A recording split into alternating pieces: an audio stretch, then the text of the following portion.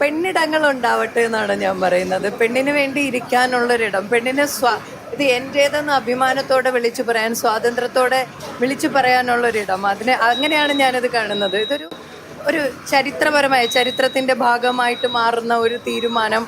അപ്പോൾ അത് വളരെയധികം സന്തോഷമുള്ള ഒരു കാര്യമാണ്. ഒരു പ്രഖ്യാപനം അത് നടപ്പിലാകുമ്പോൾ അത് കേരളത്തിൽ അങ്ങോളം ഇങ്ങോളമുള്ള സ്ത്രീകൾക്ക് കാര്യം വളരെയധികം അഭിമാനത്തോടു കൂടി നമുക്ക് മുന്നോട്ട് പോകാൻ കഴിയുന്ന ഒരു വലിയ തീരുമാനമാണിത്. സ്ത്രീകൾ എന്നും പറഞ്ഞുകൊണ്ടിരിക്കുന്ന ഒരു കാര്യം എന്ന് പറയുന്നത് ഞങ്ങൾക്ക് ഞങ്ങളുടേതായിട്ടുള്ള അവകാശങ്ങൾ എന്നാണ് പറഞ്ഞുകൊണ്ടിരിക്കുന്നത്. അപ്പം ഈ ഒരു തീരുമാനത്തിന് സ്ത്രീകളെ അവിടേക്ക് പരിഗണിക്കപ്പെടുന്നു എന്നുള്ളതാണ്. അവിടെ ഫ്രീ എന്നുള്ളതല്ല, അവർക്ക് അവകാശപ്പെട്ടത് ഇതാ നിങ്ങൾക്കുള്ളതാണ്, നിങ്ങളുടെ ജീവിതം മെച്ചപ്പെടുത്താൻ വേണ്ടിയിട്ടുള്ളതാണ് എന്ന് പറയുന്നിടത്താണ്.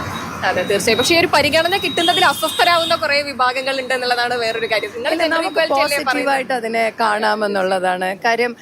നല്ല തീരുമാനങ്ങൾ വരുമ്പോൾ പൂർണ്ണ മനസ്സോടെ അതിനെ സ്വാഗതം ചെയ്യുക. വലിയൊരു വിഭാഗത്തിനെ, അതായത് ഒരു ചെറിയ കാറ്റഗറിയിലോ വലിയൊരു വിഭാഗത്തിനെ മുഴുവനാണ് അതിന് ഗുണമാകുന്ന രീതിയിൽ അവരെ എല്ലാവരെയും പരിഗണിച്ചുകൊണ്ടാണ് ഇങ്ങനെ ഒരു തീരുമാനം വരുന്നത്. അപ്പോൾ തീർച്ചയായിട്ടും നല്ല കാര്യങ്ങളെ വളരെ പോസിറ്റീവായിട്ട് തന്നെ നമ്മളതിനെ അക്സെപ്റ്റ് ചെയ്യണം. ഈ ഒരു ഇലക്ഷൻ സമയത്ത് ഏറ്റവും ഉയർത്തിപ്പിടിച്ചിരുന്ന കാര്യങ്ങളിൽ ഒന്നായിരുന്നു ഇന്ദിരാ ഗ്യാരണ്ടി എന്ന് പറയുന്നത്.